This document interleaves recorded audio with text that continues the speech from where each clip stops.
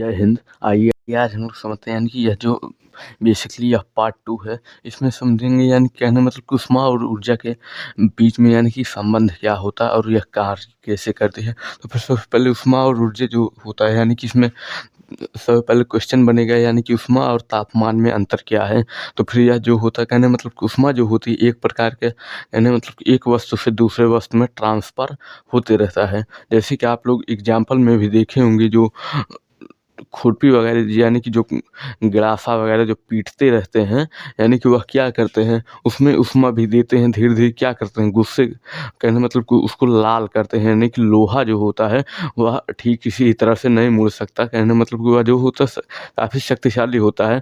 तो फिर उसमें क्या करते हैं यानी कि ऊष्मा देते हैं यानी कि उसको हीट देते हैं। तो फिर उसमें क्या होता है एक वस्तु यानी कि एक पार्टिकल से दूसरे पार्टिकल में क्या होता है हीट जो होता है ट्रांसफर होते रहते हैं, कहने मतलब स्थानांतरित होते रहता है। कहने का मतलब मान लीजिए यहीं से ही यहीं पर ठीक इसी तरह से कोई भी मेटल का बॉल यानी कि यह जो है लोहे का ही टुकड़ा है, अगर हम इसको यानी कि इसको यहाँ से भी यानी कि अगर हम इसको भी हीट भी दे दें यानी कि इसको में क्या करें अगर हम इसको हीट भी दे दें तो फिर सबसे पहले क्या गर्म होगा यानी कि यह गर्म होगा, फिर उसके बाद यह इसको स्थानांतरित करेगा यानी कि धीरे धीरे करके यहाँ तक भी पहुँच भी जाएगा। यानी कि यह क्या होगा कि हीट का स्थानांतरित करने का मतलब ऊष्मा का जो होता है ट्रांसफर होते रहता है। तो फिर यह हो जाता है और यह यानी कि तापमान तापमान जो होता है कहने मतलब कि यह एक ठो औसत कण होता है, कहने मतलब कि सिर्फ और सिर्फ टेम्परेचर को मापने के लिए बनाया भी गया है। यानी कि यह जो होता है औसत कण, इसमें सबसे पहले आ जाता है कहने मतलब कि केल्विन। देखिए यह जो केल्विन होता है और केल्विन सेल्सियस फ़ारेनहाइट ये सब क्या है तापमान को मापने के लिए यानी कि जो है एक ठो सिस्टम है। यानी कि यह हो जाता है कहने मतलब तापमान को मापने के लिए आप समझते हैं यानी कि ऊर्जा संरक्षण का नियम। देखिए इसमें बेसिकली कुछ है नहीं, इसको जो है आप लोग जानते भी हैं यानी कि जो ऊर्जा होती है उसको ना ही उत्पन्न भी किया जा सकता और ना ही नष्ट ही किया जा सकता बल्कि एक रूप से यानी कि दूसरे रूप में परिवर्तित भी किया जा सकता है। अब आप लोग कहेंगे कि यह कैसे, कहने मतलब कि देखिए जैसे कि आप लोग एग्जाम्पल में देखे भी होंगे, कहने मतलब कि कोई भी चीज़ होता है कहने मतलब कि उसको एक रूप से दूसरे रूप में परिवर्तित कर भी सकते हैं। जैसे कि मान लीजिए कि जो खाद वगैरह होती हैं वह क्या है, वह भी एक तरह से यानी कि ऊर्जा का ही एक ठो स्रोत है। जब उनको खेतों वगैरह में भी डाला जाता है तो फिर उसका उत्पादन जो क्षमता होती है वह क्या होती है बढ़ जाती है। तो फिर क्यों, क्योंकि उसमें यानी कि उसका भी जो था एक रूप से दूसरे रूप में परिवर्तन भी हुआ था। तो फिर यह हो जाता है कहने मतलब कि खाद यूरिया डाई भी देखे होंगे यानी कि उसको डालते ही जो भी हो जाता है कहने मतलब कि क्या होता है उसमें तेजी से यानी कि वृद्धि होने लगती है। तो फिर वह क्या है एक रूप से दूसरे रूप में ही तो परिवर्तन है। कहने का मतलब कि मान लीजिए कि एक बहुत ही अच्छे से खाए पिए व्यक्ति है, उसके अंदर जो है काफ़ी ज़्यादा ऊर्जा है और एक बिना खाए पिए है तो फिर उसमें यानी कि ऊर्जा का परिवर्तन क्या होता है नहीं होता है। तो फिर यह जो होता है कहने मतलब कि जो खाए पी रहेगा वह ज़्यादा ठीक रहेगा, जो नहीं खाए पी रहेगा वह नहीं ठीक रहेगा। तो फिर यह हो जाता है कहने मतलब कि ऊर्जा का परिवर्तन होते रहता है, कहने मतलब ट्रांसफ़र होते रहता है एनर्जी के, यानी कि एक रूप से दूसरे रूप में जो है बदलते भी रहता है। आप लोग एक चीज़ भी देखे होंगे यानी कि कभी-कभार देखे भी होंगे या फिर जो है एक ठो बड़े से यानी कि बक्से में एक ठो सेब को रखा भी जाता है, उसको उसमें क्या होता है उसमें यानी कि चारों तरफ से उसको पैक भी कर देते हैं और उसमें क्या है कि उसमें धीरे-धीरे वह सेब क्या होता है उसमें सड़ने भी लगता है। जब वह जो है कई करोड़ों साल बाद यानी कि उसमें क्या होती है ऊर्जा निकलेगी, वह आपस में क्रिया भी करेगी यानी कि फिर एक निश्चित पॉइंट पर यानी कि एक समय बाद वह सेब उसी ही अपने ही अस्तित्व में यानी कि अपने ही स्वरूप में ठीक उसी ही तरह से आ भी जाता है। तो फिर यह हो जाता है कहने मतलब कि ऊर्जा को कहने मतलब कि ना ही बनाया भी जा सकता और ना ही नष्ट भी किया जा सकता है, सिर्फ और सिर्फ परिवर्तन किया जा सकता है।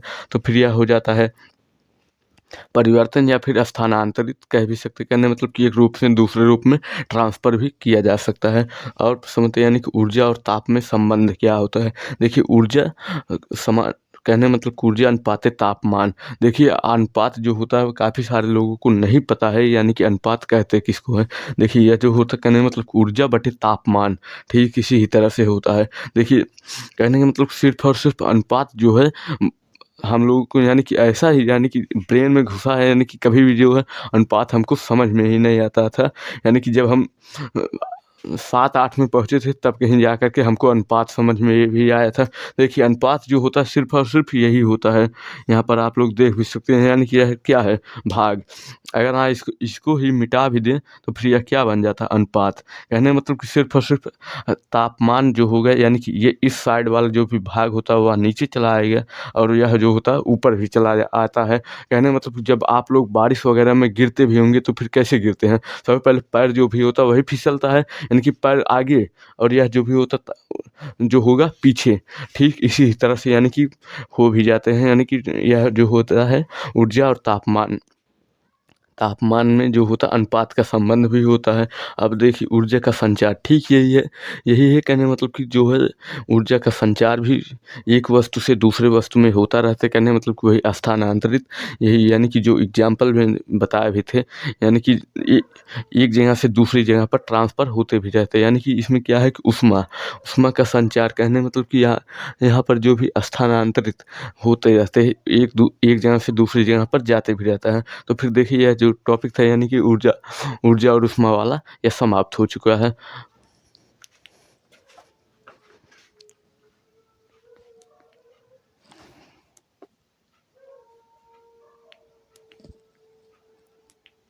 आइए आज हम समझते हैं कहने का मतलब कि यहाँ पर जो हमारा तीसरा था विद्युत और चुंबकत्व। देखिए यहाँ पर थोड़ा-सा मिस्टेक भी हो गया होगा कहने का मतलब कि यहाँ पर जो होगा लाइट यानी कि प्रकाश भी जो है यह बेसिकली यह इम्पोर्टेंट टॉपिक है। यानी कि आप लोग इसको क्या करेंगे यानी कि बना भी लेंगे तो फिर वहाँ पर जो भी होगा यानी कि यह विद्युत वाला ही उसका यानी कि एक ठो उतार भी दिए थे यानी कि हेडिंग ही यही। तो फिर इसमें क्या होगा कि यानी कि प्रकाश रहेगा तो फिर तभी उसके बाद यानी कि हमारा जो होगा आधुनिक भौतिकी कहने मतलब कि मॉडर्न फिजिक्स तभी आएगा। तो फिर सबसे पहले समझते हैं यानी कि विद्युत चुम्बकत्व होता क्या है? देखिए विद्युत आवेश और विद्युत क्षेत्र जो होता है यानी कहने का मतलब कि विद्युत आवेश जो है एक प्रकार का जो है कह सकते हैं कण भी है। तो फिर यह जो है विद्युत ऊर्जा को यानी कि अपने अंदर लिए भी रहता है। तो फिर विद्युत आवेश कहने मतलब कि जो है एक प्रकार का कण है। यह विद्युत ऊर्जा यानी कि इसके अंदर रहती है। आप सिंपल भाषा में समझ सकते हैं कहने मतलब कि हमारा जो बिजली होता है, बिजली का जो 2 ठो यानी कि प्लग होता है, उससे यानी कि जो 2 तार निकला रहता है यानी कि वही वहाँ पर क्या होता है यानी कि विद्युत ऊर्जा जब यानी कि जब शॉर्ट सर्किट होता है तो फिर वहाँ पर क्या उत्पन्न होता है कहने मतलब कि विद्युत आवेश जो होता है वह आपस में टकराते हैं, वहाँ से क्या उत्पन्न होता है? विद्युत ऊर्जा। यानी कि जो विद्युत क्षेत्र होता है यानी कि वो विद्युत आवेश का पर जो प्रभाव भी पड़ता है कहने मतलब कुछ तार का जो भी होगा यानी कि उसका जो भी चुंबकीय क्षेत्र होता है ठीक इलेक्ट्रिसिटी जो भी होती है वह मैग्नेट की ही तरह कार्य भी करती है। तो फिर यह क्या करेगा कहने मतलब कि आवेशित जो भी होगा जैसे कि उसका कुछ नियमित दूरी पर ही रहेंगे, थोड़ा-सा ही दूरी पर रहेंगे तभी वह क्या करेगा शॉर्ट सर्किट कर भी देता है। तो फिर यह हो जाता है चुंबकत्व और चुंबकीय क्षेत्र जो भी होता है, ठीक यही है। क्या है मैग्नेट? दो यहाँ पर आप लोग देख सकते हैं कहने मतलब कि ठीक इसी ही तरह से यहाँ पर 2 ठो क्या है मैग्नेट है। यानी कि अगर आप लोग इसको इतनी ही दूरी पर भी ले जाएँगे तो फिर यह क्या करेगा आपस में यानी कि सटा करके यानी कि चिपका भी लेता है। ठीक इसी तरह से यानी कि विद्युत आवेश जो भी होता है और विद्युत क्षेत्र जो होता है ठीक इसी ही तरह से कार्य भी करता है। कहने मतलब कि यह जो होता है चुंबकत्व और चुंबकीय क्षेत्र जो भी होता है कहने मतलब कि यह क्या करता है चुंबकत्व ऊर्जा कहने का मतलब कि इसी के ही अंदर जो भी ऊर्जा होती है कहने का मतलब कि जैसे हम इसको इतना पास भी ले जाएँगे देखेंगे तब भी यह क्या कर रहा है आपस में यानी कि इसको नहीं खींच भी रहा है। कहने का मतलब क्यों? क्योंकि इसके अंदर जो भी है चुंबकत्व ऊर्जा है कहने का मतलब विपरीत रूप से है। अगर हाँ ठीक इसी को हम यानी कि उल्टा-सीधा भी कर दें तो फिर यह क्या करेगा यानी कि देख भी सकते हैं यानी कि यह जो है एक दूसरे को आकर्षित करता है। यानी कि इसमें क्या है चुंबकीय क्षेत्र का जो रूप होता है यानी कि वह प्रकट भी कर देता है और यह जो चुंबकीय बल प्रभाव भी डालता रहता है। कहने का मतलब कि यहाँ पर भी क्या है एक दूसरे को अट्रैक्ट कर रहा है यानी कि कहने मतलब खींच भी रहा है यानी कि इस पर क्या है चुंबकीय बल प्रभाव और यानी कि इसकी जो तीव्रता होती है यानी कि वह भी क्या है बैलेंस। कहने मतलब बैलेंस बनाने की कोशिश भी करते हैं लेकिन वह अगर हाँ एक दूसरे के उल्टा है कहने मतलब कि रहेगी तो फिर वह क्या करेगी खींच भी लेकर अगर हाँ उसके यानी कि उल्टा नहीं रहेगा सीधा ही रहेगा तो फिर एक दूसरे को यानी कि अट्रैक्ट नहीं करेगा। तो फिर यह हो जाता है कहने मतलब चुंबकीय क्षेत्र की जो भी होगी तीव्रता और चुंबक की जो ताकत होती है वह किस पर निर्भर करती है, यानी कि उसकी डिस्टेंस, दूरी पर ही तो निर्भर करती है। यानी कि मान लीजिए जैसे कि यही ही है हमारा 2 ठो मैग्नेट भी है, यानी कि इसकी जो भी ताकत है वह किस पर निर्भर कर रही है, यानी कि यह जो है इसकी यानी कि दूरी पर ही तो निर्भर भी कर रही है। यानी कि यहाँ पर आप लोग देख भी सकते हैं, यानी कि यह जो भी है नहीं आकर्षित हो रहा है, क्यों? क्योंकि इसके जो भी यानी कि जो पोल हैं वह समान हैं। अगर इसी के ही विपरीत हैं तो फिर यह क्या करेंगे, एक दूसरे को आकर्षित भी कर लेंगे। तो फिर यह जो भी होता है यानी कि इसकी दूरी पर ही निर्भर करती रहती है। तो फिर लो अपना,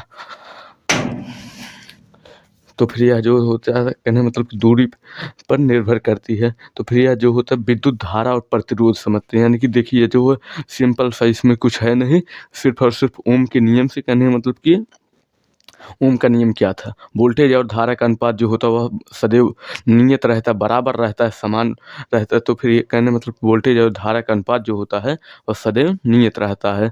तो फिर यह हो जाता है कहने मतलब V/I इंटू R।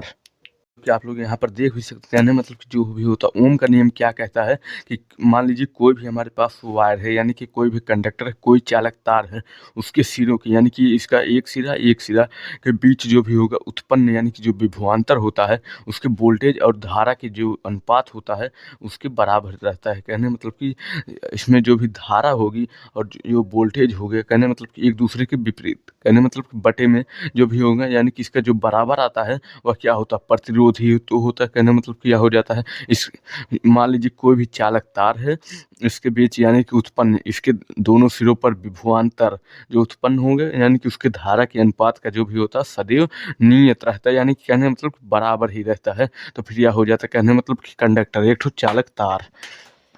तो कहने मतलब कि देखिए जो विद्युत ऊर्जा एवं उसके अनुप्रयोग था, देखिए यही यही शूरत हो जो भी था, यानी कि यहाँ पर लिखा भी गया तो फिर यह जो है आप लोग इसको सुधार भी लीजिएगा, यानी कि यहाँ पर लाइट होगा प्रकाश ऑप्टिक्स नामक चैप्टर में, यानी कि इसी को ही पढ़ना बस इसी के ही बाद।